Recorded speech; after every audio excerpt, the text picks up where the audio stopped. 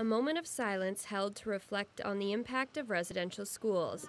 People rallied in Kiwanis Park outraged by reports of nutritional experiments done on Aboriginal people during the Second World War. This is just kind of the tip of the iceberg, and we really can't move beyond residential schools to heal until we know what went on completely. With new information continuously coming out, survivors and their families are asking the government to release all documents to the Truth and Reconciliation Committee. This is part of our history as a country, and if we really want to move towards reconciliation, we need the truth. Organizers say in order to fulfill its complete mandate, the TRC needs full access to these documents and time to go through them.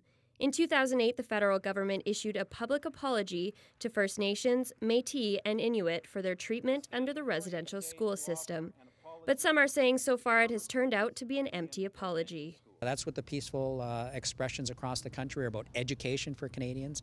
It's about empowerment of First Nations, and it's compelling governments to respond with action following the words. The pain is still visible in those who experienced firsthand the effect the residential school system had on those who attended. I feel angry that when I talk about the things that were done, people will say, well, it was a long time ago. My dad's not an old man. He's fairly young, and it didn't stop there.